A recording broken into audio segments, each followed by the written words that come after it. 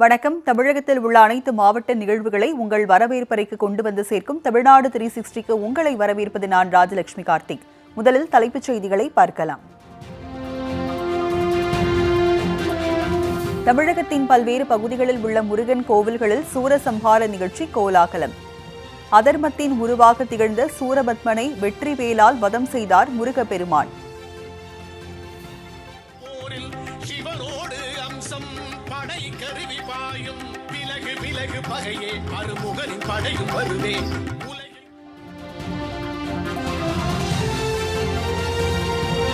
குன்றத்தூரில் கொட்டும் மழையையும் பொருட்படுத்தாமல் சூரசம்ஹார நிகழ்ச்சியை பார்வையிட்ட பக்தர்கள். விராலிமலையில் சூரசம்ஹாரத்தை பார்க்க முடியாமல் பக்தர்கள் ஏமாற்றம்.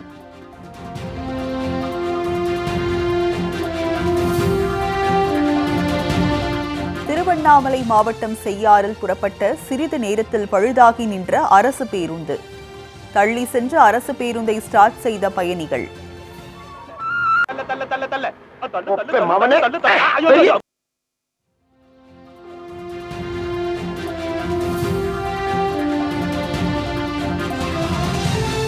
கோபிச்செட்டிப்பாளையம் அருகே ஆக்கிரமிப்புகளை அகற்றக் கோரி பொதுமக்கள் சாலை மறியல். போலீசார் மற்றும் வருவாய்த்துறை அதிகாரிகள் பேச்சுவார்த்தை.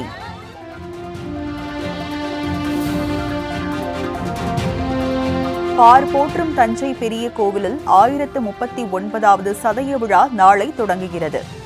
பெரிய கோயில் மற்றும் சதய விழா தொடர்பான விவரங்களை விளக்கும் இன்றைய செய்தி தொகுப்பு.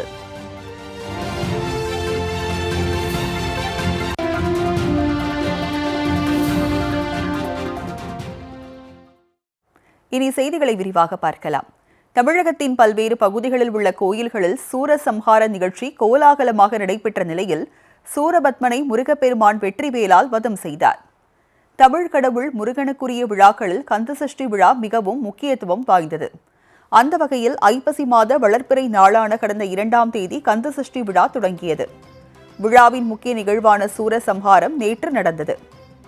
சேலம் மாவட்டம் வாழப்பாடி அருகே உலகிலேயே மிக உயரமான சிலை அமைந்துள்ள முத்துமலை முருகன் கோவிலில் சூரசம்ஹார நிகழ்ச்சி நடைபெற்றது. பல்வேறு முகங்களுடன் தோன்றிய சூரபத்மனை முருகப்பெருமான் வதம் செய்தார். இதேபோன்று கன்னியாகுமரி மாவட்டம் நாகர்கோவிலில் அமைந்துள்ள நாகராஜ கோவிலில் முருகப்பெருமான் வெள்ளிக்குதிரை பல்லக்கில் எழுந்தருளி போர் புரிந்தார். இறுதியில் வெற்றிவேலால் முருகன் சூரபத்மனை வீழ்த்தினார். இதைத் தொடர்ந்து சுவாமிக்கு சிறப்பு பூஜைகள் செய்யப்பட்டது.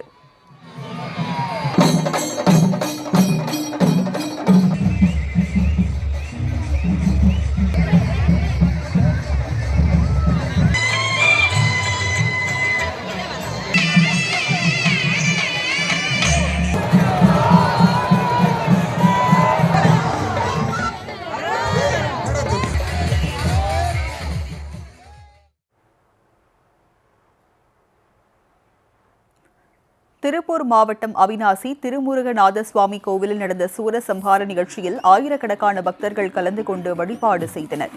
சூரபத்மன் வேலாயுதத்தால் வதம் செய்யப்பட்ட பிறகு சண்முகநாதன் சுவாமிக்கு வெற்றி வாகை சூட்டப்பட்டு சேவர்கொடி சாற்றப்பட்டது. இதேபோல் தருமபுரி மாவட்டம் அன்னசாகரம் சிவசுப்பிரமணிய சுவாமி கோவிலில் சூரசம்ஹார நிகழ்ச்சி கோலாகலமாக நடந்தது. இதில் தெருக்கூத்து கலைஞர்கள் முருகப்பெருமானால் சூரபத்மன் வதம் செய்யப்படுவதை தத்ரூபமாக நிகழ்த்தி காட்டினர்.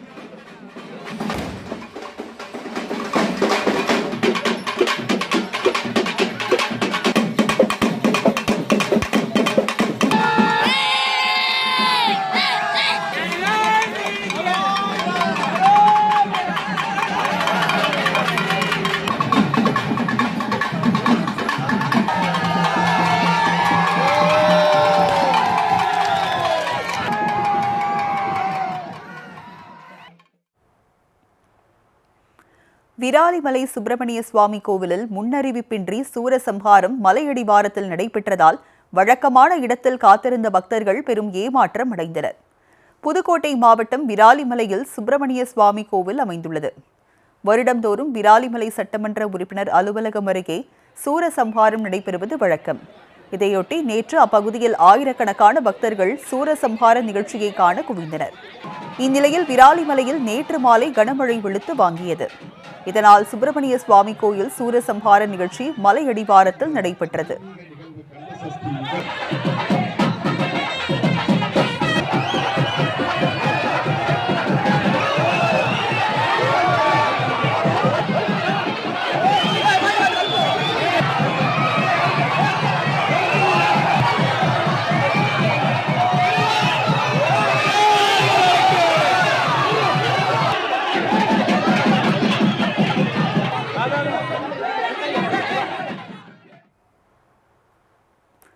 இடமாற்றம் குறித்த அறநிலையத்துறை அதிகாரிகள் தகவல் தெரிவிக்காததால் வழக்கமான இடத்தில் காத்திருந்த பக்தர்கள் சூரசம்ஹார நிகழ்ச்சியை காண முடியாமல் ஏமாற்றம் அடைந்தனர். இதனிடையே செங்கல்பட்டு மாவட்டம் குன்றத்தூரில் கொட்டும் மழைக்கு நடுவே சூரசம்ஹார நிகழ்ச்சி நடைபெற்றது. குடை பிடித்தவாறு ஆயிரக்கணக்கான பக்தர்கள் சூரசம்ஹாரத்தை பக்தி பரவசத்துடன் கண்டனர். இருள் கொண்டு இருக்கக்கூடிய அந்த சூரபன்மன்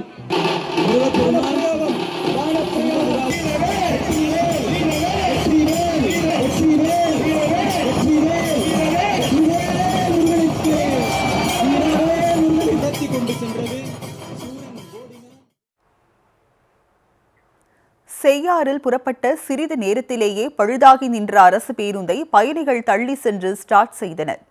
திருவண்ணாமலை மாவட்டம் செய்யாறு பேருந்து நிலையத்தில் இருந்து நகர் மற்றும் கிராமங்களுக்கு 60க்கும் மேற்பட்ட அரசு பேருந்துகள் இயக்கப்பட்டு வருகிறது. இந்நிலையில் செய்யாறில் இருந்து பிரம்மதேசம் நோக்கி செல்லும் அரசு பேருந்து புறப்பட்ட சிறிது நேரத்தில் பழுதாகி நின்றது. இதனால் பயணிகளும் மாணவர்களும் கீழே இறங்கி பேருந்தை தள்ளி சென்றனர்.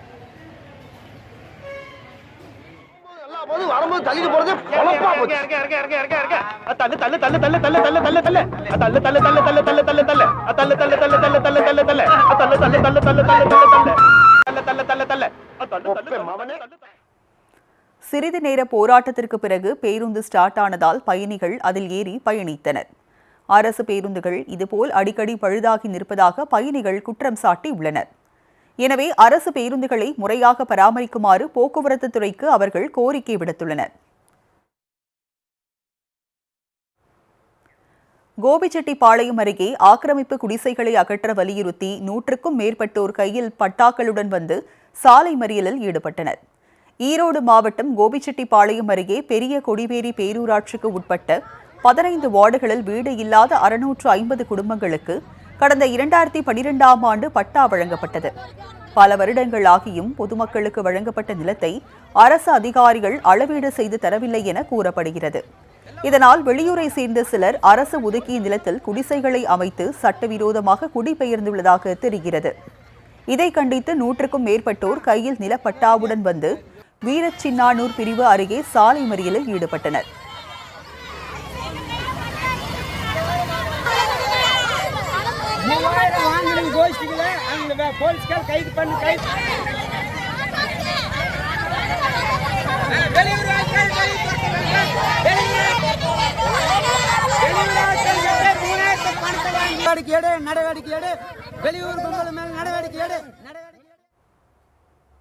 ஆக்கிரமிப்பு குடிசைகளை அகற்றுமாறும் நிலத்தை முறைப்படி அளவீடு செய்து கொடுக்குமாறும் மறியலில் ஈடுபட்ட பொதுமக்கள் வலியுறுத்தினர். தகவலறிந்து அங்கு வந்த வருவாய் ஆய்வாளர் ஜெயக்குமார் உரிய நடவடிக்கை எடுப்பதாக உறுதியளித்தார். இதைத் தொடர்ந்து சாலை மறியல் போராட்டம் கைவிடப்பட்டது.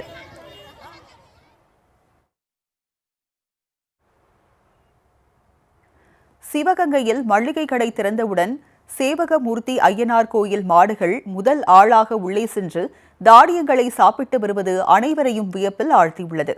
சிவகங்கை மாவட்டம் சிங்கப்புணரி பேருந்து நிலையம் எதிரே மாசிலாமணி என்பவருக்கு சொந்தமான மளிகை கடை உள்ளது.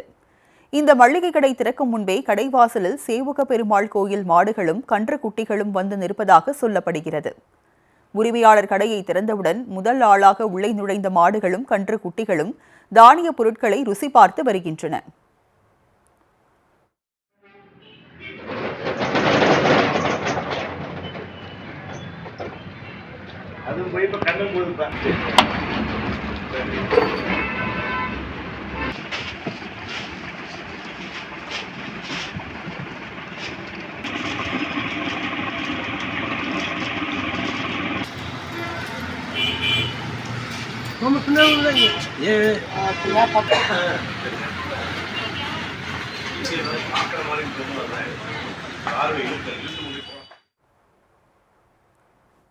கடந்த 4 வருடங்களாக கோயில் மாடுகள் மளிகை கடைக்கு வெளியே காத்திருந்து முதல் போனியை செய்து வருவதாக கடையின் உரிமையாளர் மாசிலாமணி கூறியுள்ளார்.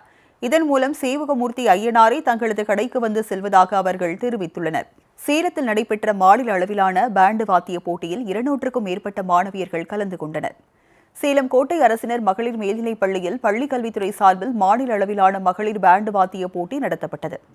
சேலம் மாவட்ட முதன்மை கல்வி அலுவலர் கபீர் இப்போட்டியை தொடங்கி வைத்தார்.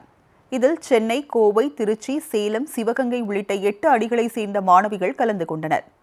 பேண்டு வாத்தியங்களை இசைத்தபடி மாணவிகள் அணிவகுத்து சென்றனர்.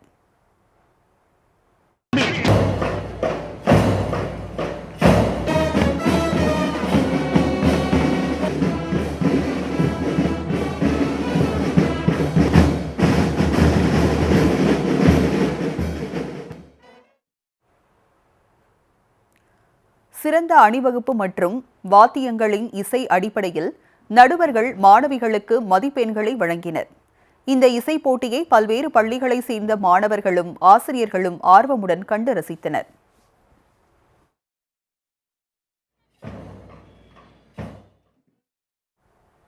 சூளகிரி அருகே சிப்காட் அமைக்கும் பணிகளில் வெளியூர் வாகனங்களுக்கு முன்னுரிமை அளிக்கப்படுவதால் உள்ளூர் வாகன உரிமையாளர்கள் கவலையடைந்துள்ளனர்.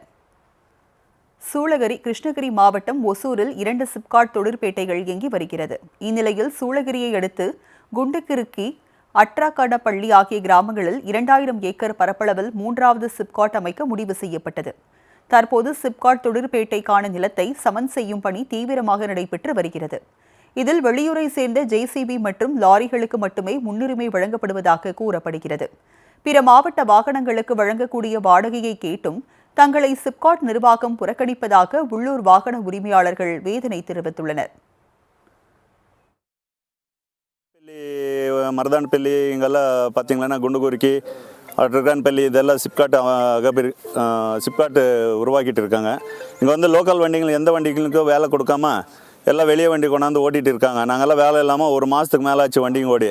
நாங்கள் வந்து கேட்டுட்டு வாபஸ் போயிட்டு இருக்கிறோம். எங்களுக்கு வேலை கொடுக்கணும் அப்படின்னு சொல்லி வேண்டுகோள் கேட்டுக்கொண்டு இருக்கிறோம். அடுத்து உங்கள் ஊர் நிகழ்வுகளை விரைவாக வழங்க வருகிறது உள்ளூர் எக்ஸ்பிரஸ்.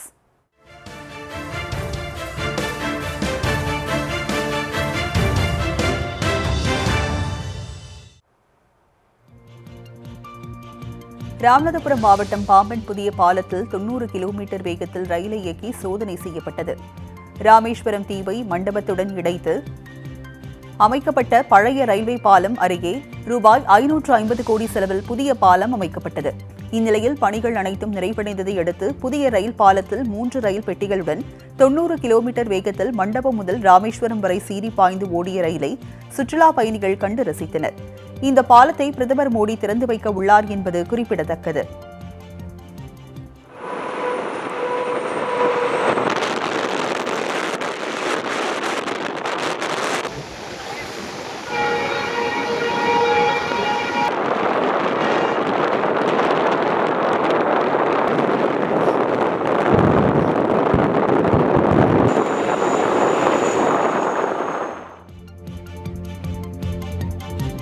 மருத்துவமனையில் சம்பளம் பிடித்தம் செய்வதை கண்டித்து ஒப்பந்த ஊழியர்கள் தர்ணா போராட்டத்தில் ஈடுபட்டனர். சேலம் மாவட்டம் மேட்டூரில் செயல்பட்டு வரும் அரசு மருத்துவமனையில் 56 பேர் ஒப்பந்த ஊழியர்களாக பணிபுரிந்து வருகின்றனர். இந்நிலையில் இவர்களுக்கு தனியார் நிறுவனம் மூலமாக வழங்கப்பட்டு வந்த சம்பளம் ஒவ்வொரு மாதமும் பிடித்தம் செய்து தருவதாக கூறப்படுகிறது. இதனால் ஆத்திரமடைந்த அவர்கள் பணியை புறக்கணித்து மருத்துவமனை நுழைவு வாயில் முன்பு அமர்ந்து தர்ணா போராட்டத்தில் ஈடுபட்டனர். இதனால் மருத்துவமனையில் உள்ள நோயாளிகள் கடும் சிரமத்திற்கு உள்ளாக்கினர். பட்டுக்கோட்டையில் மாட்டுச்சந்தை ரோட் பகுதியில் BSNL ஓய்வூதியர் ஊழியர் சங்கம் சார்பில் கண்டன ஆர்ப்பாட்டம் நடைபெற்றது. BSNL சொசைட்டி நிர்வாகம் ஊழியர்களின் சேமிப்பு பணத்தை ஊழல் செய்ததாகவும் நிலுவைத் தொகையை 6 மாதங்களாக கொடுக்காமல் இழுத்தடிப்பதாகவும் அவர்கள் குற்றம் சாட்டினர். இதற்கு எதிராக நீதிமன்றத்தில் பொதுநல வழக்கு தொடரப்போவதாக BSNL ஓய்வூதியர் ஊழியர் சங்க துணை செயலாளர் சிவச்சிதம்பரம் தெரிவித்துள்ளார்.